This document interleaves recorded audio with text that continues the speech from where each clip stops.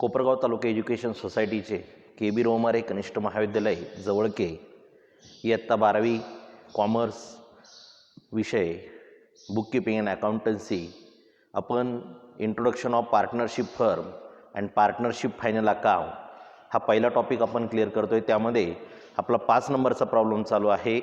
आपण last लेक्चरला problem समजून घेतलेला होता, ट्रान्सफरिंग क्लिअर केलेलं होतं, ॲडजस्टमेंट कुठं कुठं करायच्या या संदर्भात आपण कालचं लेक्चर किंवा लास्ट लेक्चर आपण अभ्यासलेलं आहे। ॲडजस्टमेंट काही ॲड होतात, काही लेस होत असतात, काही एक्सपेन्सेस आहेत, काही इन्कम आहेत, काही ॲसेट्स आहेत, काही लायबिलिटीज आहेत। ह्या सर्व आपण काल ट्रान्सफर केलेल्या होत्या आणि ज्या ज्या अकाउंट्सवर ज्या ज्या ॲसेटवर ॲडजस्टमेंट आहेत त्या सर्वांना आपण स्टार केलेले होते। आज आपल्याला प्रॉब्लेम काय करायचा आहे, सोडवायचा आहे। आपण प्रॉब्लेम सोडवणार आहोत। फळ्यावरती प्रॉब्लेम सोडून दिलेला आहे, मी एक्सप्लेन करतो, काल एक्सप्लेन पण केलेला होता। फक्त आता बघायचं की ॲडजस्टमेंट आपण कशा केलेल्या आहे आणि टॅली कसं आलेलं आहे ते। मग सर्वात सुरुवातीला आपण ट्रेडिंग अकाउंटच्या वरती in the books of Shreyash and Mrinal हा प्रॉब्लेम आहे आपल्याकडं। 37 नंबरचं पान आहे पुस्तकातलं, त्याच्यावरचा आपण हा प्रॉब्लेम काय करतोय, सोडून घेत आहोत।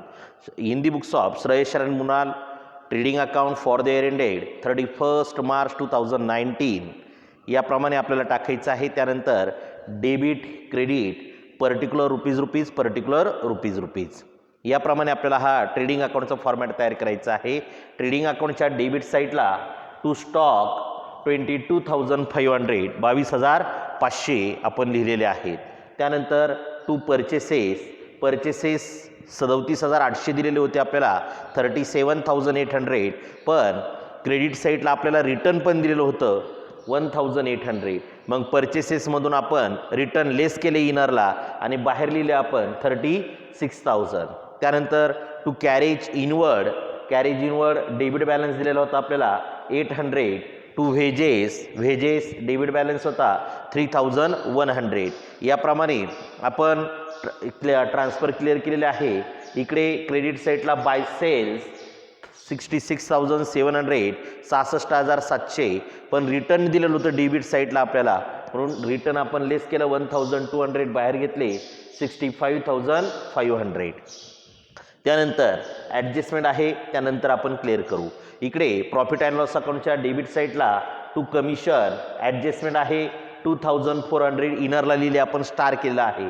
त्यानंतर टू सॅलरी ॲडजस्टमेंट आहे 6,000 इनरला घेतले, आपण स्टार केलेला आहे, आपण मग इनरला घेतले, ॲडजस्टमेंट आहे। टू इन्शुरन्स 9 मंथ 9च महिन्याचे दिलेले होते 9,000 रुपये आपल्याला।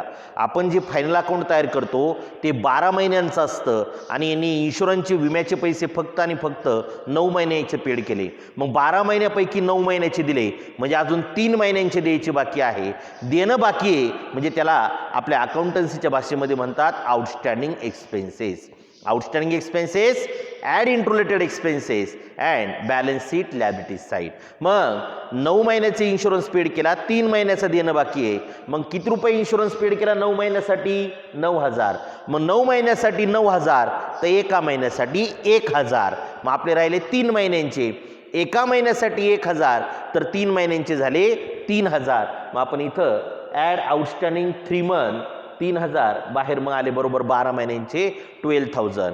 आणि ही हिडन ॲडजस्टमेंट आहे, छुपी ॲडजस्टमेंट आहे, म्हणून ही लगेच करायची असते। आपण इकडे ॲड केले 3,000 आणि इकडे लॅबिलिटीला बॅलन्स शीटच्या लॅबिलिटी साईडला दाखवले आपण आउटस्टँडिंग इन्शुरन्स 3,000 आपण ते दाखवून दिलेले आहे।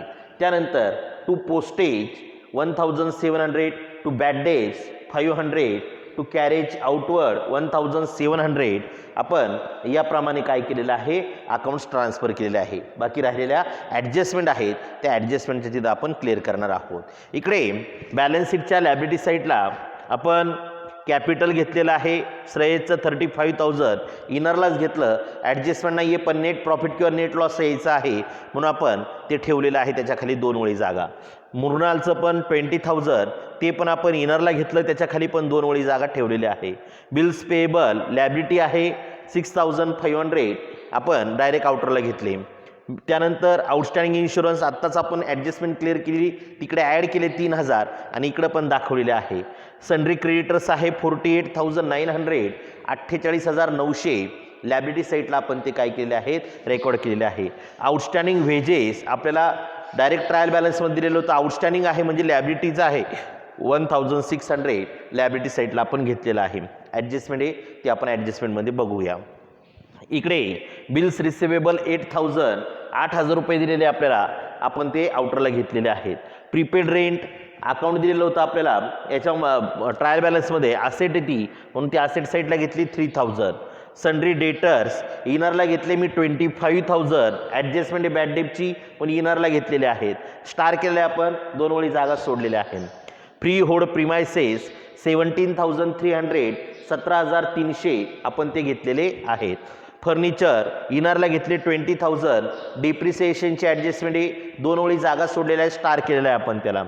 Cash in hand 4,500. Cash at bank 16,000 direct आउटरला घेतलेले आहेत आपण. त्यानंतर बाकी ॲडजस्टमेंट आहेत राहिलेल्या 2. मग याप्रमाणे आपण हा सर्व ट्रायल बॅलन्स काय केला, ट्रान्सफर केला. Trading account debit side, trading account credit side, profit and loss account debit side, profit and loss account credit side, balance sheet liability side, balance sheet asset side. मग आता एक एक adjustment आपण clear करूया. प्रत्येक adjustment 2 ठिकाणी लिहायची आहे आपल्याला. काही ॲडजस्टमेंट ॲड होतील तर काही ॲडजस्टमेंट लेस होतील आणि काही ॲडजस्टमेंट आहेत तशाच आपल्याला काय करायचे असतात, रेकॉर्ड करायचे असतात. पण व्यवस्थित आपल्याला काय करायचं आहे, प्रत्येक ॲडजस्टमेंटचे 2 इफेक्ट दिल्याशिवाय पुढची ॲडजस्टमेंट आपल्याला करायची नाही. मग प्रत्येक ॲडजस्टमेंटचे आपल्याला 2 इफेक्ट द्यायचे आहेत. पहिली ॲडजस्टमेंट क्लिअर करूया आपण. Closing stock ₹30,000. क्लोजिंग स्टॉक आपल्याला दिलेला आहे 30,000, 30,000. क्लोजिंग स्टॉक सर्वात सोपी ॲडजस्टमेंट आहे. Trading account credit side and balance sheet asset side. मग आपण इथं क्लोजिंग स्टॉक ट्रेडिंग अकाउंटच्या क्रेडिट साईडला बाय क्लोजिंग स्टॉक 30,000 रेकॉर्ड केलेलं आहे आणि बॅलन्स शीटच्या असेट साईडला क्लोजिंग स्टॉक 30,000. याप्रमाणे ही पहिली ॲडजस्टमेंट आपण 2 ठिकाणी रेकॉर्ड केली. कुठे कुठे, trading account credit side and balance sheet asset side. दुसरी ॲडजस्टमेंट काय होती, आउटस्टँडिंग एक्सपेन्सेस. काही खर्च द्यायचे बाकी आहे, द्यायचे बाकी म्हणजे अद्यापपर्यंत दिले नाही, त्याला आउटस्टँडिंग म्हणतो आपण. काय करतो outstanding, add into related expenses and balance sheet liability side. मग ॲड करायचे आपल्याला काय काय पहा. Salary ₹1,200 and commission ₹400. सॅलरी आणि कमिशन काय केलेलं आहे, द्यायचं बाकी आहे पण द्यावं लागेल ते. मग आपण सॅलरी खाली जागा सोडलेली आहे. टू सॅलरी ॲड आउटस्टँडिंग 1,200, बाहेर घेतले 7,200. कमिशन ॲड आउटस्टँडिंग 400, बाहेर घेतले 2,800. याप्रमाणे आपण ते ॲड केलेले आहेत. आणि त्याचा सेकंड इफेक्ट लॅबिलिटी आहे, देयता आहे, ती दिलेले नाही आहे, देयता आहे, द्यायची आहे आपल्याला ते. बॅलन्स शीटच्या लॅबिलिटी साईडला आउटस्टँडिंग एक्सपेन्सेस सॅलरी 1,200, कमिशन 400, बाहेर दोघांची बेरीज ॲड करून घेतली 1,600. याप्रमाणे आपण आउटस्टँडिंगची ॲडजस्टमेंट क्लिअर केली आहे. त्यानंतर 3 नंबरची होती डिप्रिसिएट फर्निचर ॲट 10%. डिप्रिसिएशन सर्वात सोपी ॲडजस्टमेंट. लेस फ्रॉम रिलेटेड असेटमधून लेस करायचं आणि profit and loss account debit side, profit and loss अकाउंटच्या डेबिट साईडला घ्यायचं. मग फर्निचर घेतलेलं आहे आपण बॅलन्स शीटच्या असेट साईडला, इनरलाच घेतला आपण 20,000. लेस डिप्रिसिएशन 10%, 20,000 वरती 10% एक शून्य कमी करायचा 2,000, बाहेर वजा केले आपण 18,000 रुपये आपण घेतलेले आहे 18,000. आणि त्याचा सेकंड इफेक्ट तो आपला एक्सपेन्सेस आहे.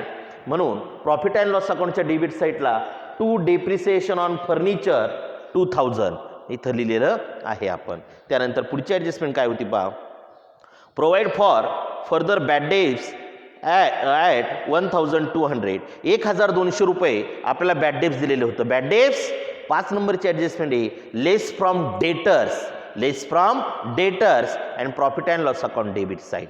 मग आपण डेटर्समधून लेस करतो म्हणून बॅलन्स शीटच्या असेट साईडला सन्ड्री डेटर्स इनरला घेतले होते आपण 25,000, त्यामधून लेस बॅड डेट्स 1,200, बाहेर आले 23,800. आणि ह्या बॅड डेट्सचा सेकंड इफेक्ट आपण प्रॉफिट अँड लॉस अकाउंटच्या डेबिट साईडला दिला. To bad debts 1,200. हे बॅड डेप्स आणि हे बॅड डेप्स वेगवेगळे आहेत. आपण आहे तसेच लिहित असतो व्यवस्थितरित्या. ॲडजस्टमेंटचे प्रॉफिट अँड लॉस अकाउंटच्या डेबिट साईडला आणि ट्रायल बॅलन्समधले पण प्रॉफिट अँड लॉस अकाउंटच्या डेबिट साईडला. त्यानंतर पुढची ॲडजस्टमेंट काय होती पहा. Goods of ₹5,000 destroyed by fire.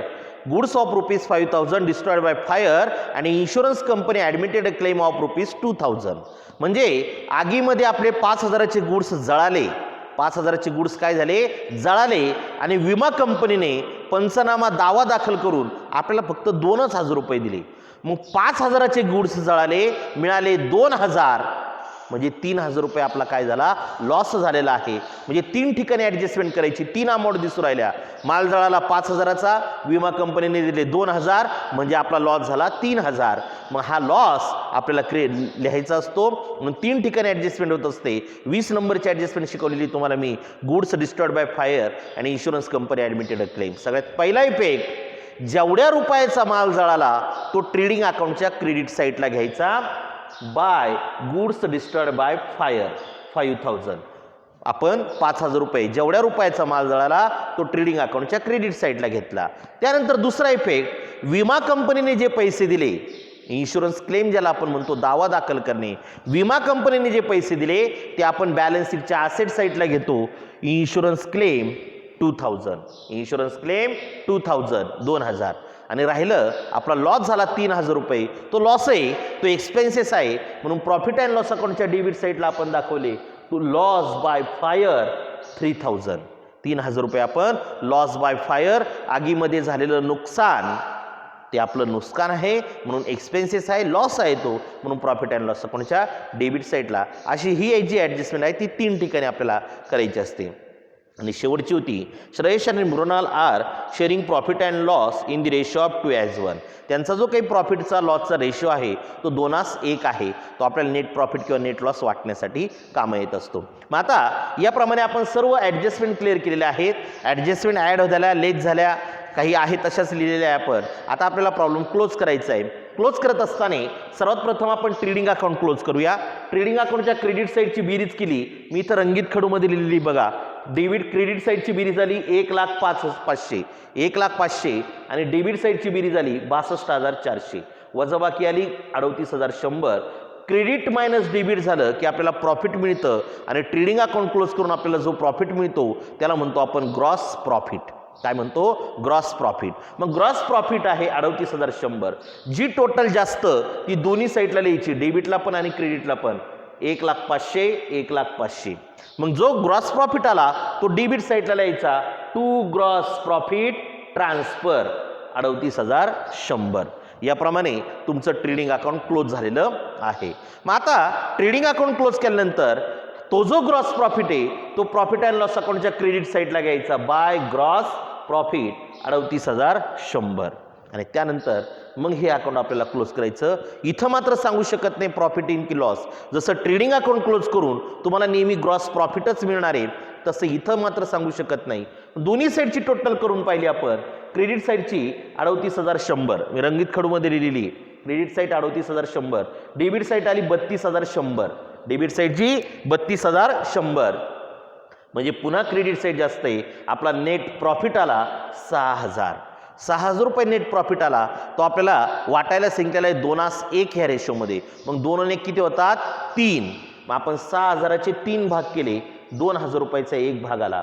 मग 2,000 गुणुले त्या श्रेयसला द्यायचे होते 2 भाग, म्हणून त्याला जातील 4,000 आणि याला द्यायचं तर 1 भाग म्हणून आणला, मग त्याला जातील 2,000. बरोबर, 4 + 2 बरोबर किती येतात, 6,000. मग जी टोटल जास्त ती पुन्हा दोन्ही साईडला लिहिली 38,100, 38,100.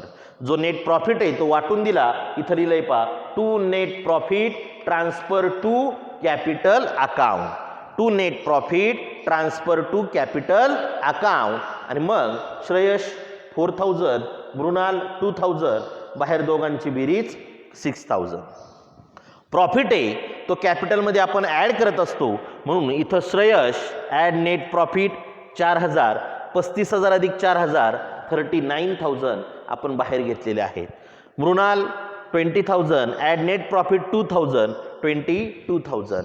आणि मग हे अकाउंट आपण हे बॅलन्स शीट काय केलेलं आहे आपण टॅली केलेलं आहे, क्लोज केलेलं आहे. लॅबिलिटी साईडची टोटली 1,22,600 आणि असेट साईडची पण बरोबर 1,22,600. जर दोन्ही साईडची टोटल सारखीच आली असेल लॅबिलिटी आणि असेट तर आपण सोडवलेलं फायनल अकाउंट बरोबर आहे, ट्रेडिंग अकाउंट बरोबर आहे, प्रॉफिट अँड लॉस अकाउंट पण बरोबर आहे आणि बॅलन्स शीट पण काय केलेलं आहे आपण क्लिअर सोडवलेला आहे असं त्याचा अर्थ होत असतो. याप्रमाणे हा प्रॉब्लेम आपण काय केलेला आहे सोडवलेला आहे.